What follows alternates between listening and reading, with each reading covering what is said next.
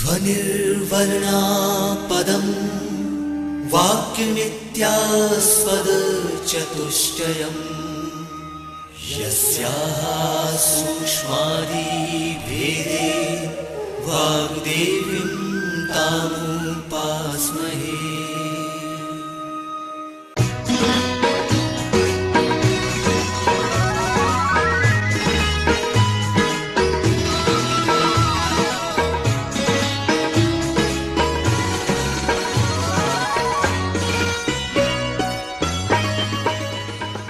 The Electronic Media Production and Research Center EMPRC of Madhya Pradesh Bhoj Open University presents an audio program on English literature. This audio program will be useful to the students of BA first year. This audio program is based on the second unit of second paper titled Literature in English from 1750 to 1900 AD. The title of audio program is Tintern Abbey. We have invited our subject expert and speaker, Dr. Rajni Pandey. Sound recorded, edited and presented by Amar Bahadur Yadav. Let's listen to the audio program Tintern Abbey.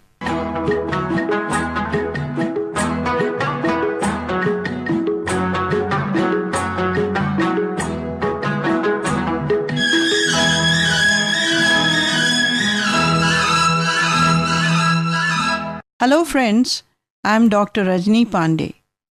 In the last lesson, we discussed Wordsworth as a poet. We talked about his biographical details, literary background, factors which influenced his poetry, his basic themes, style, and his contribution to English poetry.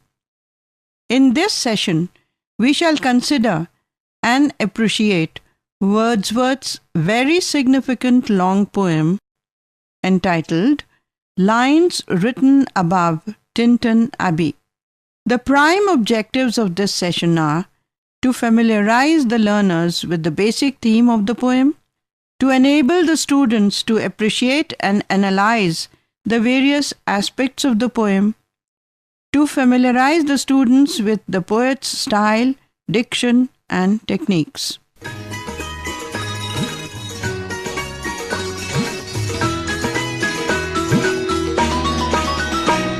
Now, my dear students, do you remember the basic aspects of Wordsworth's poetry? Well, Wordsworth was a poet of nature. His poems reflect his gradual growth as a poet of nature. Now, the title Tintern Abbey means Tintern is the name and Abbey means church. So, Tintern Abbey is a poem which reflects the poet's development as a lover of nature. It traces the 4 stages, that is, the period of blood, that is, wild feelings, the period of senses, the period of imagination, and the period of the soul. The poem was composed in July 1798. It was published 2 months later as the last poem of the first volume of the lyrical ballads. The poet himself says of its composition, "No poem of mine was composed under circumstances more pleasant for me to remember than this. I began it upon leaving Tintern after crossing the Wye, that is, the river, and concluded it just as I was entering Bristol, a town in England. After a ramble of 4 or 5 days, ramble means going here and there, roaming about, with my sister, not a line of it was altered till I reached Bristol." The previous visit referred to at the beginning of the poem was made alone and on foot in 1793. The second visit stirred up in him the thoughts and happy feelings produced by the first visit. Those thoughts had been with him all the time. Now those thoughts came back to him again with a special enjoyment. He himself has defined poetry as emotions recollected in tranquility.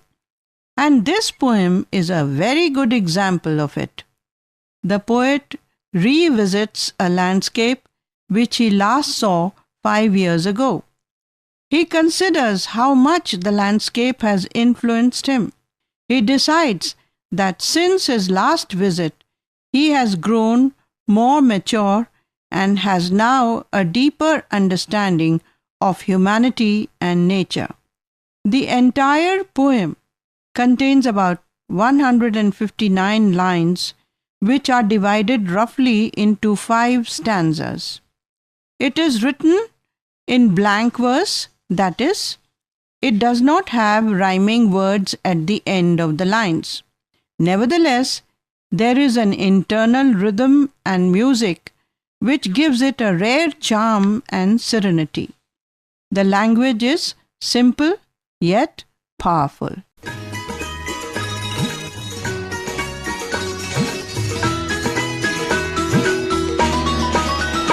So let us first understand the significance and spirit of the poem.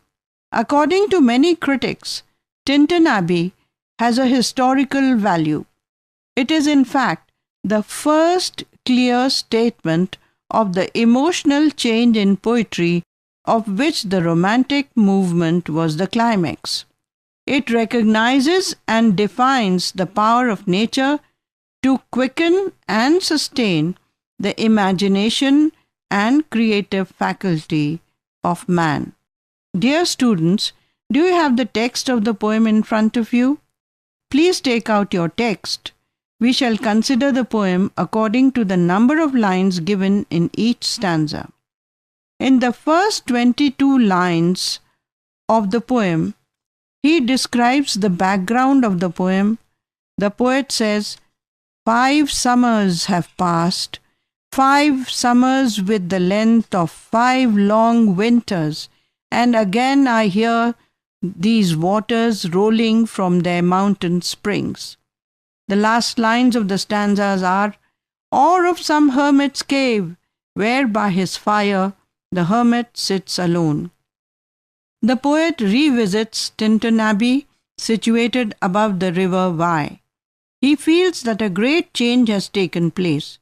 There is a wide contrast between his experiences of the place 5 years ago and now, that is, his second visit presents a different scene.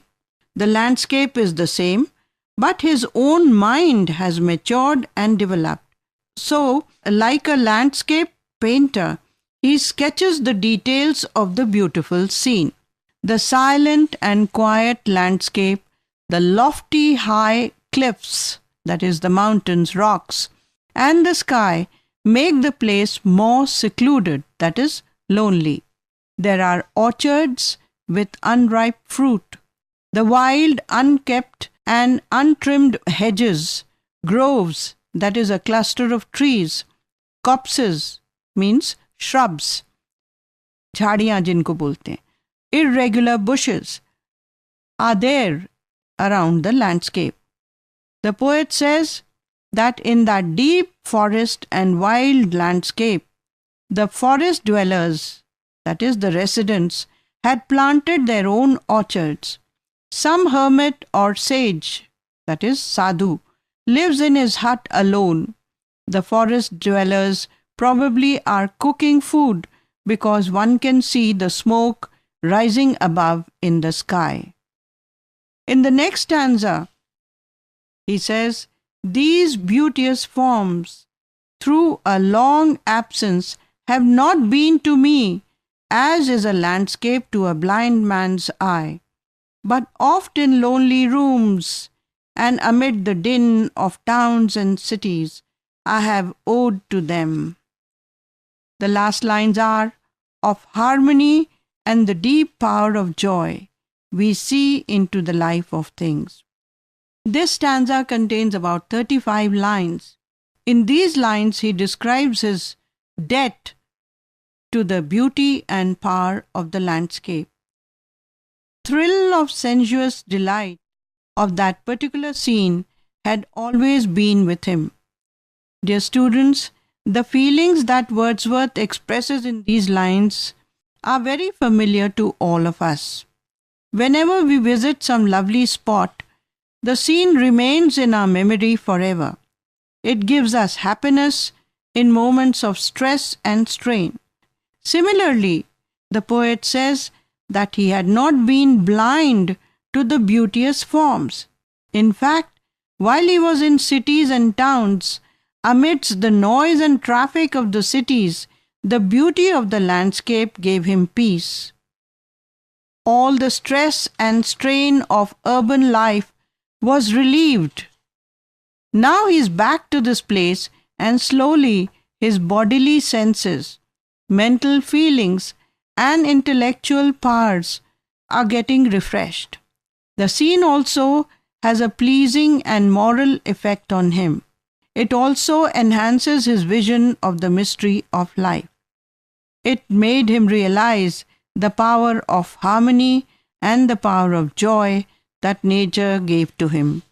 So he says, "How oft in spirit I have turned to thee, O sylvan why, thou wanderer through woods, how often has my spirit turned to thee?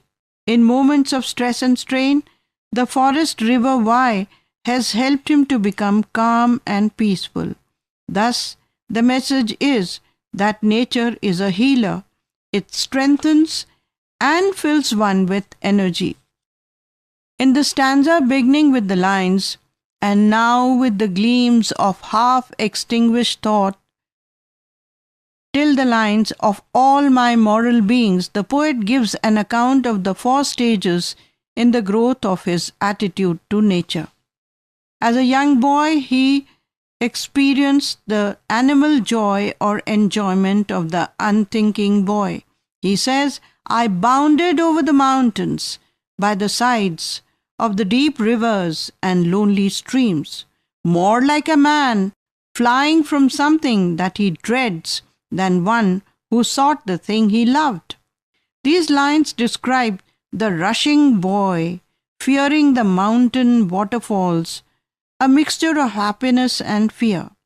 But that experience has matured into a youthful delight, an aesthetic passion, love for beauty, and then the feeling changes into an understanding of the still, sad music of humanity. It is a realization of the sadness of life. Later, the poet realizes the beauty and mystery of life. The poet here adopts an autobiographical tone. His earlier visit gave him animal pleasure, youthful delight, and then he sensed the deep, sad music of humanity. This helped him to become more sympathetic to all humanity. Thus, love for nature generates in him love for all fellow beings. This love is later transformed into an ennobling experience. In the concluding lines of the poem, he addresses his sister Dorothy, "My dear, dear friend, and in thy voice I catch the language of my former heart, and read my former pleasures in the shooting lights of thy wild eyes. Oh, yet a little while, may I behold in thee what I was once, my dear, dear sister, and this prayer I make, knowing that nature never did betray the heart that loved her." Wordsworth recognizes the same animal pleasure in his sister's eye. He tells her how he also reacted similarly. And then he tells her how nature came to his help when he was among greedy, jealous people. Wordsworth cleverly sketches the picture of social evils, people with evil tongues, no kindness, the daily grind of tiring life. He blesses her and says, "Let the moon shine on thee in thy solitary walk, and let the misty mountains wind be free to blow against thee." Then he says, when the sensuous pleasures are transformed into sober pleasure, and when her mind is matured enough to receive the lovely forms of nature, then her mind will become a dwelling place for all sweet sounds and harmonies. Wordsworth ends the poem by saying, "Wilt thou then forget that on the banks of this delightful stream we stood together, and that I, so long a worshipper of nature, hither came, unwearied in that service? Wilt thou then forget that after many wanderings, many years of absence, these steep woods and lofty cliffs, and this green pastoral landscape were to me more dear, to both for themselves and thy sake?" Wordsworth wishes that Dorothy may also experience the richness and mystic quality of nature, which transforms an animal into a being who has experienced the humanizing effect of nature. Nature not only humanizes, but she also sublimates and enlarges one's heart and mind. Wordsworth ends the poem with a prayer that Dorothy may also cherish and treasure the eternal blessings of nature. The poet Tintern Abbey is a testament of Wordsworth's philosophy of nature. He believed in the healing power of nature, therefore he reiterates or reinforces his belief in the divine power of nature.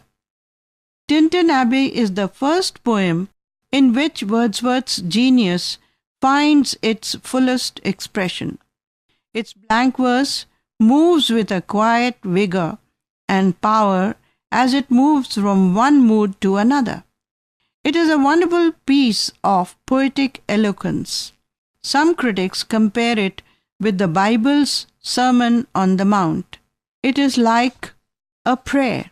From the rough and coarse level of the physical experience, he leads us to the intellectual plane or level of life. My dear students, when we read the poem in full, we can realize its greatness.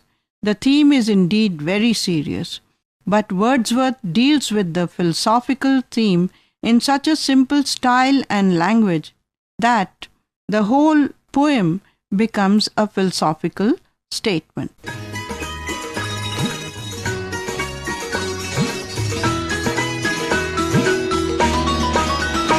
Why did he choose the blank verse for composing the poem? Can you give some reasons? Well, dear students, first of all, Wordsworth wanted to present his theory or philosophy of nature through this poem. When the subject is so serious, the medium of expression also has to be serious. Milton wrote his famous epic Paradise Lost in blank verse. His subject was about God, angels, Satan, and man. It dealt with the religious history of God and man. Moreover, blank verse gives the poet or writer the freedom to express his thoughts and feelings. Another important reason was that Wordsworth disliked the traditional rhyming verse because it restricted the creativity of the artist. Another reason why he chose the blank verse was that he wanted to give it a conversational flavor. Do you understand the meaning of the phrase conversational flavor? It means that he wanted it to be like a conversation between himself and his sister. It also appears like a counseling session. The poet, while describing his own experience, tries to convince his sister how nature is an eternal giver, and if man associates himself with nature in word and spirit, then he is blessed and ennobled. The poem, despite its length and serious theme, captures the spirit of romanticism. It retains the poet's preference for a free style of writing poetry. Yet the poem has a musical quality. It has an internal rhythm. Wordsworth, as a singer, turns into a painter. The first stanza is a lovely exercise in describing pastoral landscape. The second stanza or passage is a brilliant exercise in transforming scenes into verse. In simple yet powerful language, Wordsworth translates or expresses the significance of nature in acting as a shield to protect him from the weariness or drudgery of ordinary materialistic life. We all know that we get totally involved in the activities that are related to materialistic gains. These activities also make us emotionally, intellectually, and morally weak. But nature's power of joy and harmony charge our weak batteries. They make our entire being joyful, happy, and provide us with intellectual and moral pleasure. Through his love of nature, he also develops love of man. He says, his little nameless, unremembered acts of kindness and of love, nor less I trust, to them I may have owed another gift, of aspects more sublime, that blessed mood, in which the burthen of mystery, in which the heavy and the weary weight of all this unintelligible world is lightened. The mystery of this world, that is nature's mystery, gradually awakens our spiritual self. We forget the burthen, which means the burden or weight of this physical world, and achieve a state of harmony and the power of joy. This joy can be likened to the concept of Satchidanand. As long as we are aware of the physical world, we are not conscious of the divine world. But as we meditate and communicate with our inner power, nature blesses us with serenity and ecstasy, that is Satchidanand. We human beings are doubting Thomases. That is, Thomas was a philosopher who doubted the divine power of God. He was a skeptic and debated the presence of divinity in nature. Wordsworth's immense faith in nature's divine power strengthened him morally as well as spiritually. His first visit to Tintern Abbey gave him sufficient spiritual strength to face the challenges of the physical world. Now the second visit gives him hope, courage, and inner vision to realize the power of joy and ecstasy. The beauty of Wordsworth's poetry lies in his description of nature in words which are commonly used. According to his theory of poetry, the language of poetry should be the language of the common man. Except for words like thou and thy, which were in use at that time, the language used is easily understood.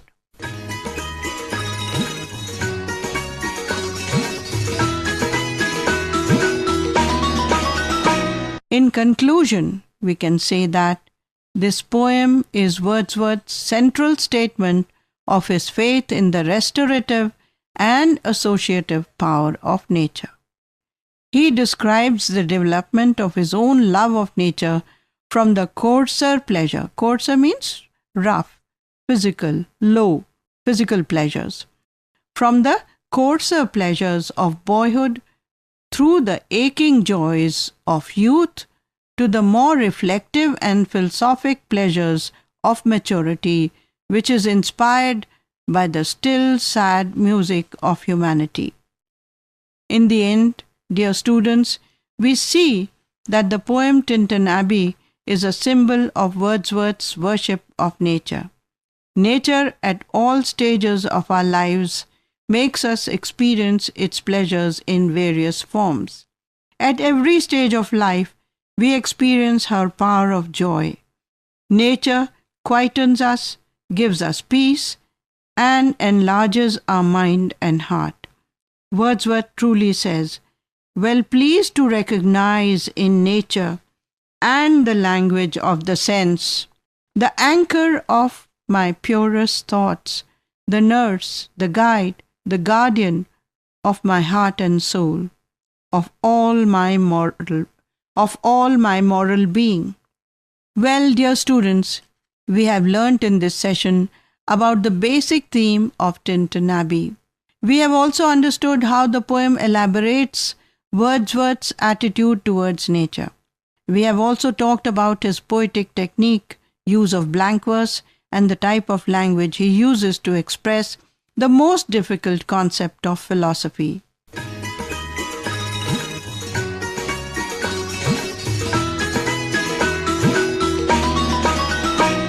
I hope you have enjoyed the session. Read the poem again and again, and you'll be able to understand the basic progress of Wordsworth's thought.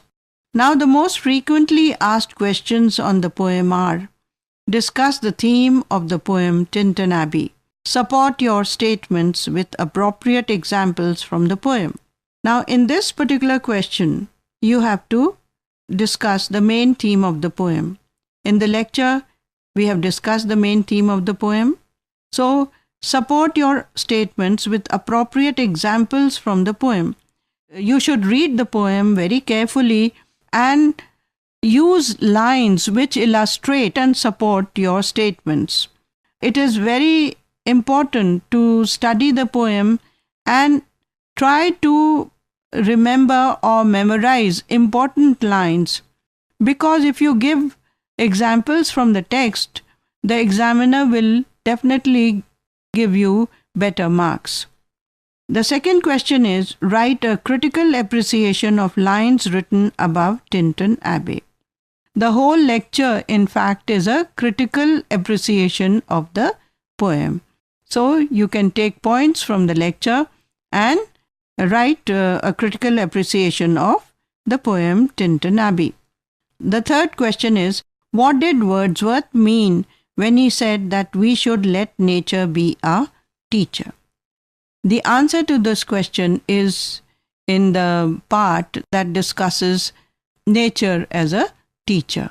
Nature teaches, although nature, if we communicate with nature, it tells us, it gives us messages that tell us how should we understand life and how should we behave and accept the challenges of life. So in the lecture itself, you will find nature as a teacher. Why is Tintern Abbey regarded as the central statement of Wordsworth's philosophy of nature? And the answer to this question again is in the lecture itself. Poem is important because it elaborates Wordsworth's philosophy of nature, and it also traces the development of Wordsworth's attitude towards nature. The fifth question is: trace the development of Wordsworth's attitude to nature as illustrated in the poem Tintern Abbey.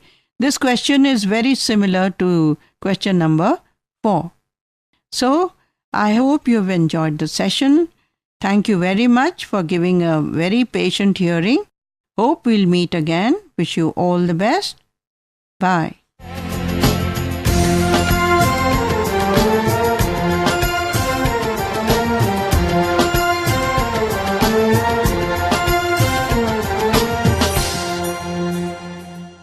You were just listening an audio program Tintern Abbey. Subject expert and speaker was Dr. Rajni Pandey. Announcer was Vinita Jain. This audio program was recorded, edited and presented by Amar Bahadur Yadav. This program was produced by the Electronic Media Production and Research Center EMPRC of Madhya Pradesh Bhoj Open University.